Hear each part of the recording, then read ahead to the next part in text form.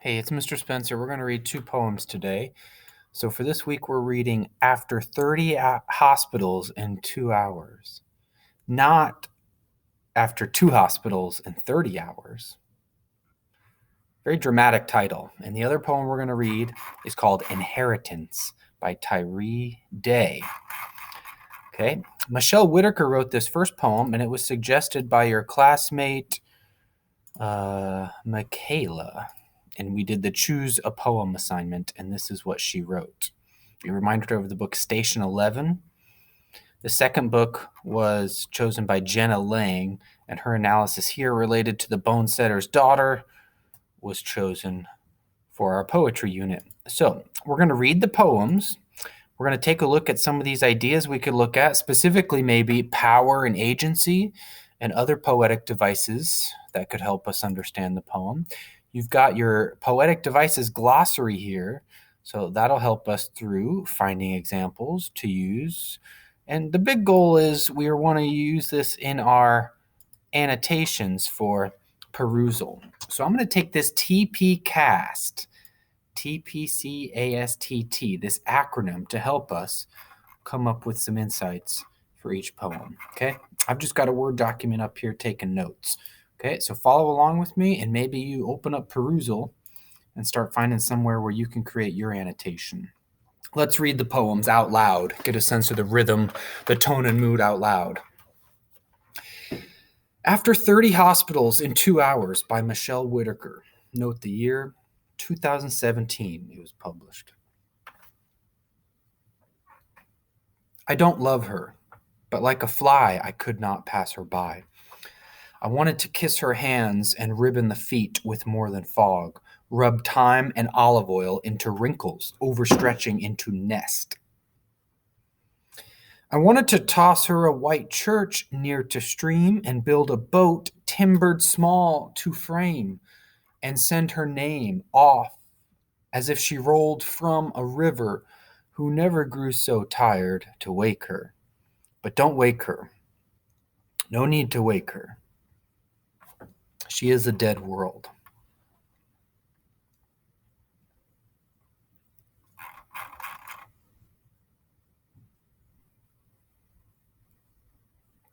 So, the title. It's the first thing I want to pay attention to. The title of the poem. Any first impressions, ideas, or interpretations of the title? I find the title contrasts with the rest of the poem. I'm giving you my first reading of this because I didn't choose this poem. Okay. This was Michaela Brown's choice, so she's already put some thought into this. It's curious that in 2 hours, you'd have time to go to 30 hospitals. So it immediately makes me think, was this somebody who was rushing someone somewhere for an emergency? Was it a child or a mother or a family member they had to go to a hospital for? And why 30 of the hospitals? Did they keep getting turned down? Is this realistic? It seems absurd that you could even get to 30 different locations at all within 2 hours. Hospitals are pretty spaced apart. Most cities only have one hospital. So replace the title with like after 30 cities in 2 hours. And then it starts to sound like Santa Claus. Can Santa Claus get to every single house in one night? So I'm starting to wonder if the title is not meant to be taken literally. Either hospitals symbolize something else, or this is a figure of speech or some sort of metaphor. So it is poetry, so I'm probably safe to go down that rabbit hole of metaphor. And if it's an extended metaphor, perhaps the entire poem could be some sort of allegory. I'm not sure if the whole poem represents some larger abstract meaning, maybe even spiritual allegory. Could this be some religious idea? The idea where it mentions a stream reminds me in the river of biblical ideas like the river Styx. I don't know if you know too much about that, but it's like this mythological idea. In Greek mythology, it was a deity and a river, and it formed the boundary between earth and the underworld. The boundary between earth and the underworld, which you could also think of a boundary between like life and death. So that's one way to look at this. And again, I'm just speculating. Could it be the river Styx? Because I'm only given the idea of a river and a stream to go off of. Who died? In Michaela, when she suggested this, she thought, similar to how she interprets Station 11, her choice novel, the her is not a human person. It's the whole world itself. If the last line of the poem tells us she is a dead world, then maybe I don't love her could be interpreted as I don't love the world. I don't love life. You could think of the world personified as female. It often is in many cultures with this idea of Mother Earth or Mother Nature. So perhaps I don't love her is like the world, but like a fly, I could not pass her by. Couldn't pass her by. I couldn't pass the world by. We're born into this world. We didn't choose this planet. We're born on this planet. Maybe we could have been born on Jupiter or born on Venus or Mars, but no, we're born on Earth. And like a fly, a flying creature, I could not pass her by. The idea of a nest starts making me think about aviary birds. The idea of a nest makes me think, could this on one literal level be a bird that fell in the water or was injured? Is there a creature in the water near the stream and I want to give it a church, a sanctuary, or like a raft? And could this boat or life raft be offered to this small creature or small bird? That maybe, is it a baby bird that fell out of its nest, overstretching into nest? If I look at it on that literal level, I almost think the speaker of the poem wants to offer a raft, literally, to like a baby bird that fell into the stream. It's made of, I don't know, sticks, wood, timber, like the nest itself. And then send her off. Don't wake her. Is she asleep? Is she a baby bird that just hatched? The egg, the bird was born in crack. If it's an egg, could an egg be personified as the world? Could an egg represent all of life? I can think of other artworks and mythologies, even religious ideas, where eggs represent life itself. Could our planet Earth be an egg? So those are some ideas I think of. I put this picture on the poem bank because of the title. Literally, it says after 30 hospitals, but I loved this painting in the background. This looks like a common waiting room. If you've ever been to Columbus Regional or any hospital, they have very basic artwork. This one was quite striking, and I liked it was sort of a frame and a window into another world in what would otherwise be a sanitized and lifeless hospital waiting room. It contrasts and juxtaposes heavily with how ordered and structured all the man-made objects of the waiting room are, all the man-made objects of the artificial hospital. And then you get this picture frame where it's like there's no man-made objects in that. The picture represents the natural world where there's nothing man-made, nothing artificial. So those are some ideas I have to work with. Let's type them out here and make sense of this. The title, hospitals might have a figurative or symbolic meaning. Absurd notion, being within 30 places in 2 hours, whether or not it's a hospital. Like I said, most cities only have one hospital. How do you travel so fast?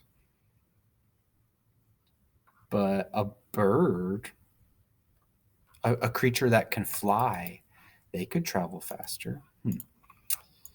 And if we think of the spiritual or religious interpretation, could the creature also be related to the white church? Could I, the speaker of the poem, be a guardian angel, offering help, sanctuary, watching out and guarding something that's helpless?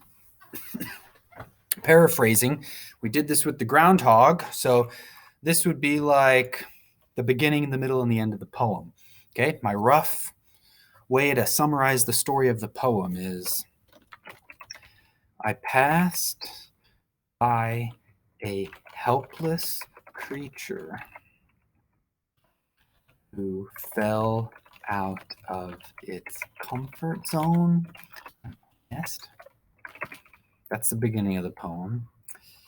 Kissing, rubbing, tossing, building. These are verbs. So I wanted to help it back to home. Send her name off as she rolled from a river. Wanted to help it back to its home. And take note.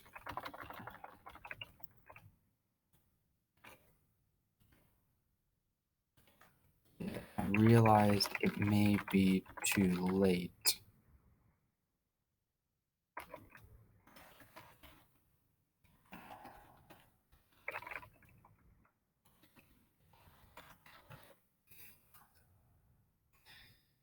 Just my rough draft, but it sort of helps me see a structure here, a beginning and a middle and an end. And I think of paraphrasing like you might consider 3 sentences, a beginning sentence, a middle of the story sentence, and an ending sentence. So that's one way I might look at it. Okay, and whether the creature is a life form itself or, like Michaela here said, she thought that the her is the world itself.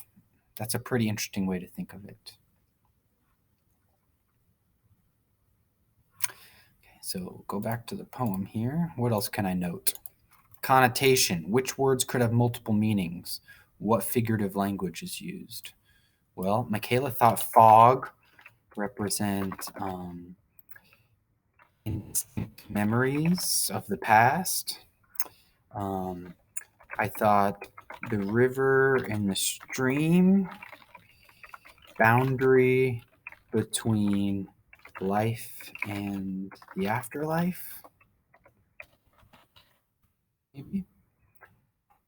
And I like the idea of the nest. It could be literally a nest that like a bird would have, or the nest could represent home, comfort, familiarity, life. And then I thought perhaps, was it a baby bird that was in an egg? Did the eggshell break? So that could be another way to think of she is a dead world, but that's just interpretation. Attitude, come up with 3 descriptive adjectives to describe the tone. So I might think of, I don't love her. It immediately starts off the tone of the poem with negativity. So besides just writing negative, I could say rejection. You know what I mean? Like, I don't love her. But I couldn't pass her by. Rejection. I could not pass her by. Obligation. Obligatory tone. But notice the verb choices. Love, pass, but they're negated. Not love, not pass. But then we've got wanting, kissing, got rubbing, overstretching, tossing, building, sending, rolling. There's action here, wanting to do something. There's like a sense of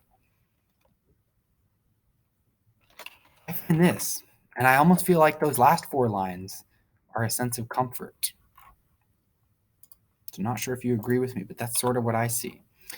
Nearly all poems feature a shift in tone or attitude. What line does a shift occur? Okay, I put the line numbers there. So I always am going to encourage you. First thing you look for when you look for a shift is punctuation. Is there a period? Okay, there's a period here, but there's not here. There's a period here, but there's not here. There's no period here. There's dashes there, and there's a period at the end of the poem. So could the shift be represented after the period? Got this conjunction, but a minor shift. I wanted to do this, this, this, and this period. So kissing and rubbing, overstretching. I wanted to do this. So it's like I wanted to do this. I wanted to do this along the same lines. Near to stream, build a boat, send her name off as if she rolled from. If she's dead and the speaker of the poem is realizing her death, where does the speaker realize this thing is already dead. No need to wake her. Could it be this conjunction right there?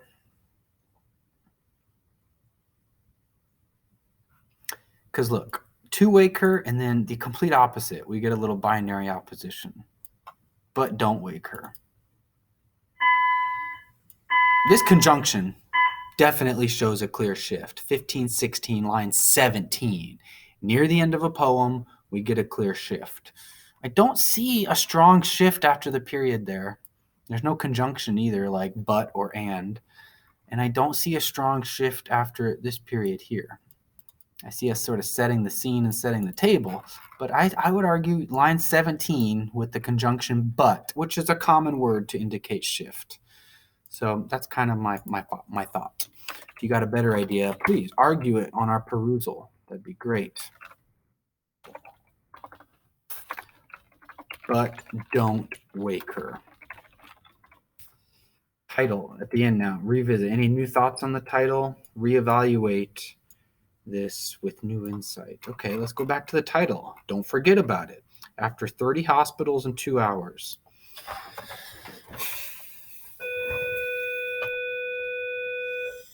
Two hours.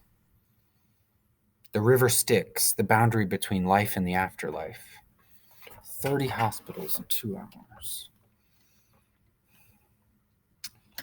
The word after may suggest the afterlife, and 30 hospitals may suggest 30 hospitals may suggest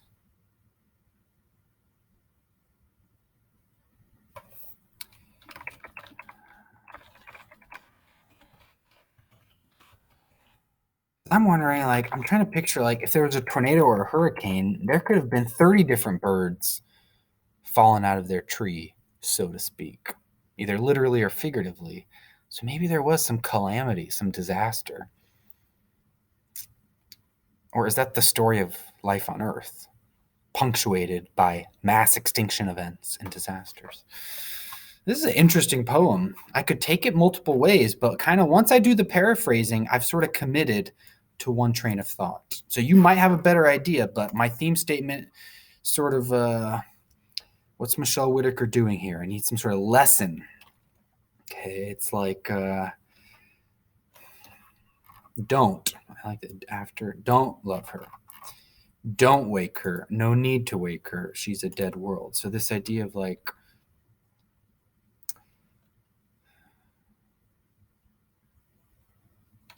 some things in life are already lost before you can save them. Ooh, that's pretty good. I just came up with that off the top of my head. It's general. It's not super specific, but it's universal because I'm talking about things in life. And man, if I wanted to make it more specific, it's even more personal or powerful if I just change things to something like that. Oh, man, that's pretty good, Mr. Spencer. I just read this for the first time and tried to really go deeper into it. Okay, so you can sort of see what Michaela came up with here. And she takes the ending quite literally. And survival, which she compared to the book Station 11, which is a book related to a pandemic, a global pandemic where lots of lives are lost. So that is after 30 hospitals in 2 hours, and it was taken from the New York Times Magazine poetry section. 2017, they selected it there. That was the picture they used. The person who selected this for the New York Times, they thought perhaps it's related to an Emily Dickinson poem. I heard a fly buzz when I died. Look it up. It's a good one. We might study it next month. And this person who selected it thought maybe the speaker of the poem is a mother and they lost a child. Stillborn? I don't know. A mother? Do you notice a feminine connotation? Is there a female speaker to the poem? Just because the author's female doesn't necessarily mean the speaker of the poem is female.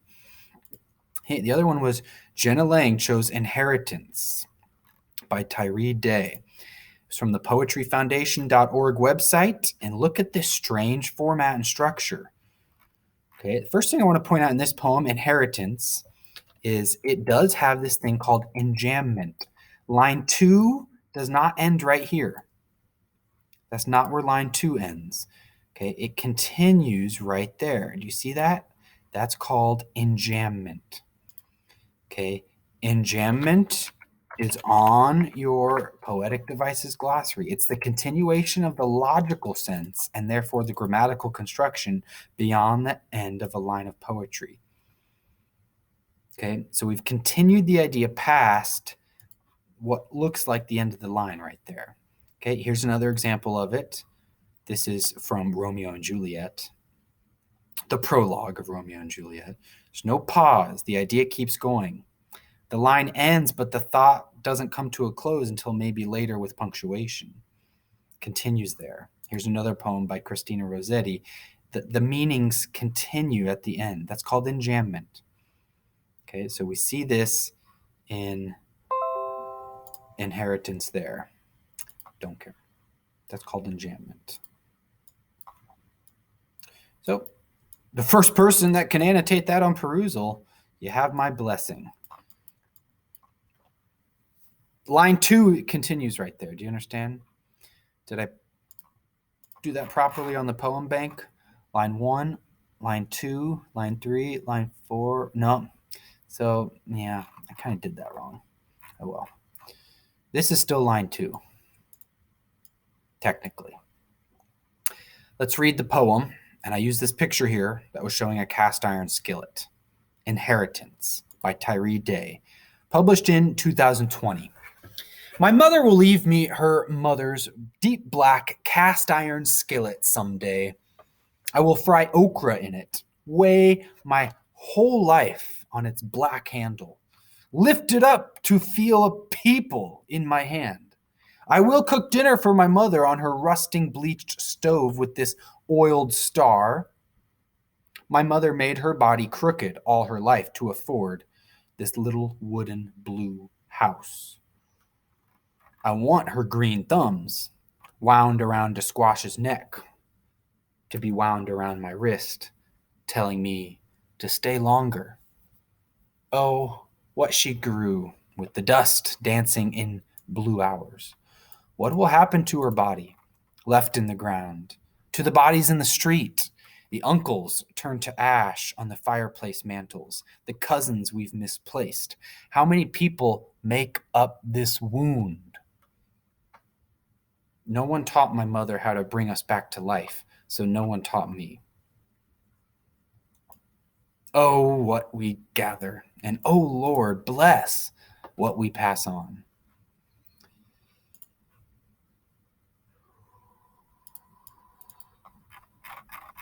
Inheritance. So one thing I noticed is I'm reading it out loud, and you wouldn't have gotten this, I don't think, unless you read it out loud. I'm thinking this is wound, like I'm winding it. W-I-N-D, I'm winding it. Okay, so this verb form to wound it up. I wound my hands around something to be wound around my wrist. So I think of that as a verb, and then later I see some wordplay where it's used in a different connotation as a noun to mean an injury or a wound, like a bruise or a bloody wound, an injury. So that's the first one I'll note. Pretty interesting, Tyree Daye. So first, winding up versus this idea of injury. And that's, I mean, there's a literary device that's called wordplay. There's another one you could, it's kind of a pun, wordplay. Do you understand what I mean by a pun? You ever heard that word before? It's in your poetic devices glossary at the bottom of page 4. Words with totally different meanings have similar or identical sounds. Okay. Pun. Pretty good. The other thing I've noted as I read the poem starts off with colors. We got deep black, the skillet. The handle's black. Then I get a sense of orange rust color, And then specifically colors of blue articulated. She had a blue house and there were blue hours. Plus, the thumbs were described as green. Is this the Great Gatsby? I get colors like gray here. And then the dust, and then fireplace, more orange and reddish colors like the rust from before. So I saw some colors here. The Valley of Ashes from the Great Gatsby. So those are some things I found right away reading the poem. So I'll sort of note that there. Connotation, colors, black, blue, green, gray, rusty orange. What the colors represent? That's a good question. Could the colors, I don't know, blue, sadness or depth? Black often represents, I don't know, totality, wholeness.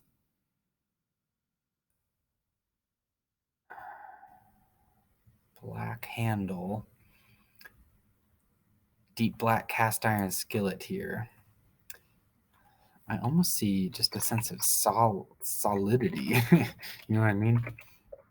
So, not sure what you think of green, but look, green thumbs is a common phrase. I don't know if you know this phrase in English. Green thumbs is someone who is good at gardening. A green thumb. They're gardening. They get their hands in the dirt. They got a green thumb because they're always working with different plants. So that's a figure of speech called an idiom, green thumbs. Look it up. Blue hours. Dancing. Is it sad dancing? Okay. So the poem was published in 2020. So certainly you might find some connotation with the year 2020. Before the pandemic, after the pandemic, did his mom die of COVID? The mother's died, right? By the end of the poem, what we pass on, what will he inherit? Not to mention the title of the poem. My first thought was, I thought inheritance connotes money or, I don't know. Yeah, money, inheritance. That's what I think of. So that was my first thought. Paraphrasing this like a story. Okay. My mom will give me cooking utensils when she dies. Beginning, middle, and end. She worked hard. She broke her back-breaking labor, made her back crooked to afford this. So she sacrificed her life, sacrificing for me. Makes sense. And I wish she was still here. I wish she could help me. I wish she was around. She grew with the dust, dancing in blue hours. What'll happen when she's left in the ground? What'll happen to everybody? The bodies in the streets, my uncles, turn to ash like in the fireplace. How many people make up this wound? And then I thought specifically, was there an identity that he associated when he said, lift up to feel a people? Not one person, not the people, but a people. Like a specific type of people, a specific kind of people. Maybe lower class people who spend their whole life doing backbreaking labor, maybe a specific people that are related to a cultural, an ethnic, or a racial category. So spent her whole life sacrificing for me and our people. In the end, there's like questioning, question mark. Rhetorical questions, or are these meant to be answered? There's a sense of teaching. No one taught me how to bring us back to life. What are we going to pass on? So it's like, and what will all of us pass on to the next generation? If not,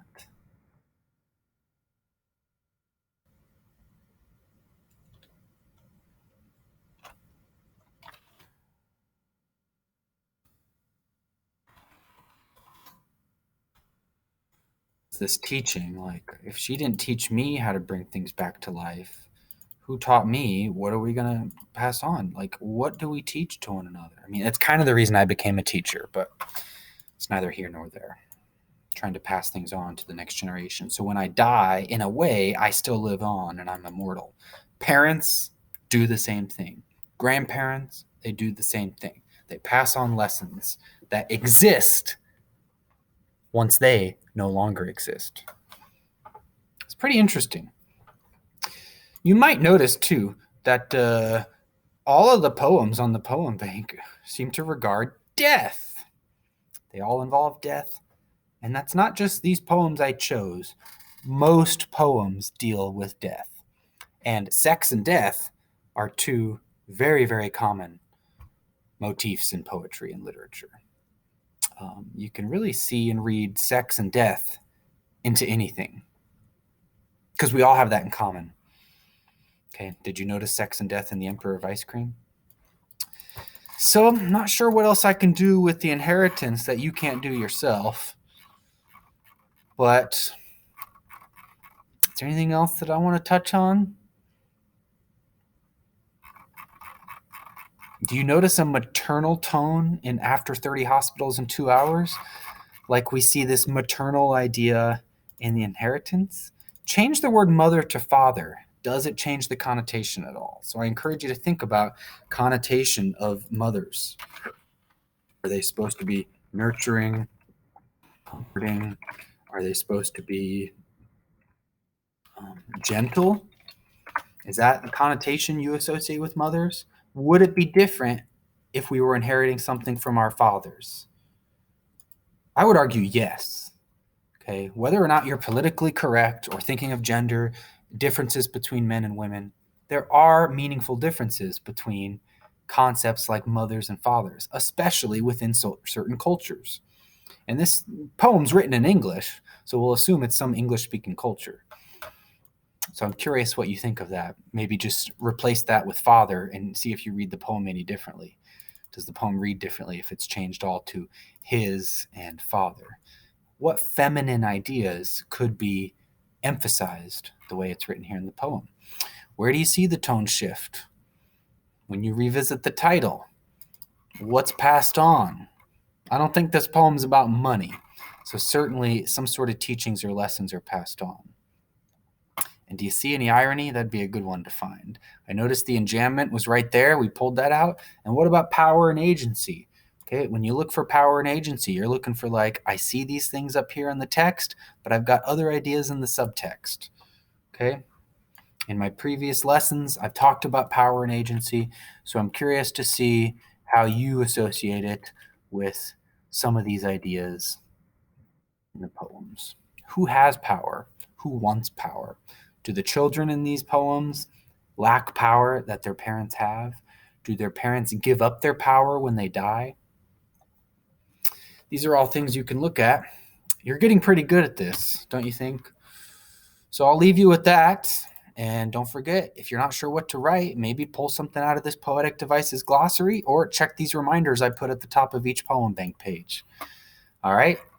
Next week, we'll take a look at Oh, Captain, My Captain, a poem by Walt Whitman you might have first heard about in this film. Then the last one is Sylvia Plath's Lady Lazarus, which also deals with death and specifically suicide attempts. This is Mr. Spencer signing off.